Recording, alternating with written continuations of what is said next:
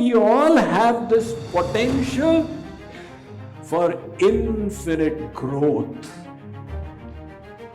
Now, what limits us? Our own thinking. Some people ask, which is the most powerful nation in the world? In the ancient world, it was India, and then things moved. It became Greece, and then Rome, and then Portugal, and Spain, and England, and right now America, and there are other nations that are rising up like China. So the question, which is the most powerful nation? Most people would say it's America, but I don't agree. I say the most powerful nation is imagination. Your own imagination. It can lift you up. Unfortunately, it's a two-edged sword which can also limit you. As once an eagle got limited. The eagle's egg was placed in the midst of prairie chicken. Prairie chicken are these birds that just cluck around on the ground, flying a few feet up. So when the baby eagle hatched, it found itself in the midst of chicken. And monkey see, monkey do. What it saw, that's what it was doing. So it would also cluck around and flutter its wings a little bit. Although it was destined to soar high in the skies, it was clucking around on the ground. One day, this baby eagle saw a giant bird gliding in the skies. It was thrilled. Wow! What in the world is that? The prairie chicken said, that is an eagle. It's the king of the birds. It can do that. You and I cannot do it. So it continued to cluck around on the ground. What a terrible pity. It was born and destined to rule the skies, but it was conditioned to flutter around on the earth. This was the misutilization of the imagination. So in the same way, when I say the law of infinite potential, don't let your imagination cripple you. We tend to cripple ourselves. If we wish to soar like an eagle, we will have to learn to use our mind and our intellect in the way the eagle does. We will have to learn the ways of flying high. And we'll also have to unlearn the ways of the prairie chicken.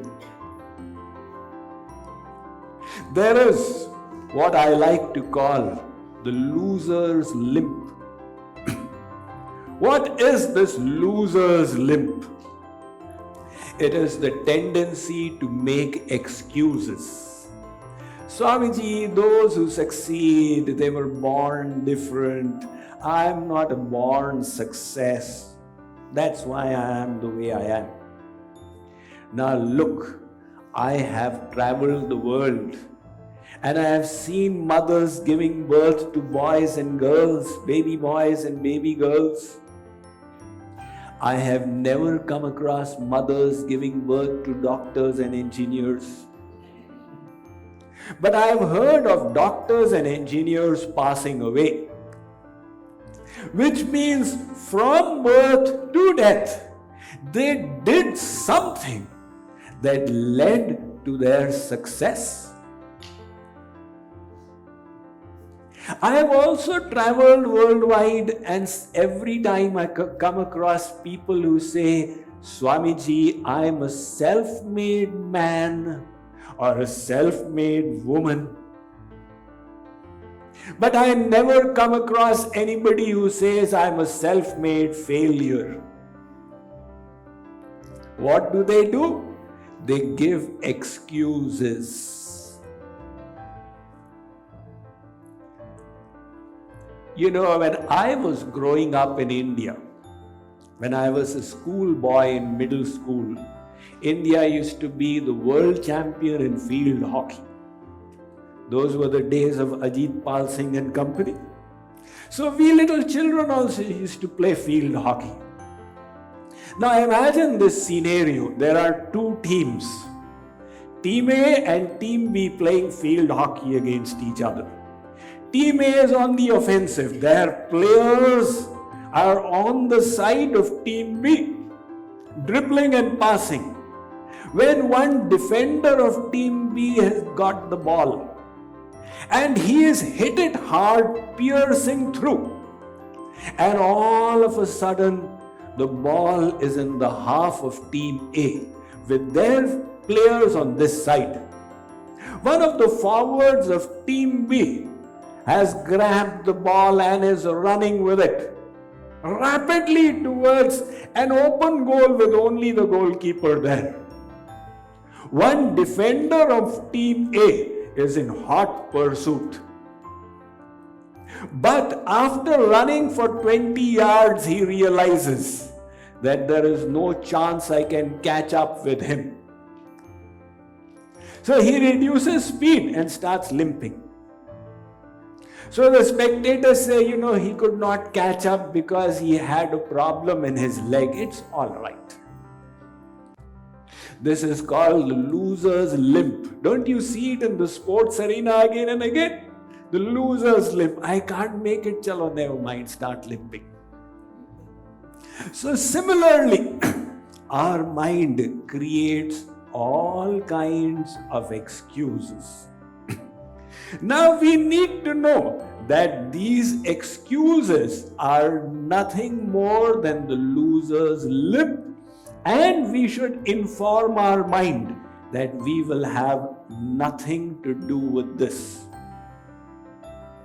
This human form we have is a most astonishing miracle.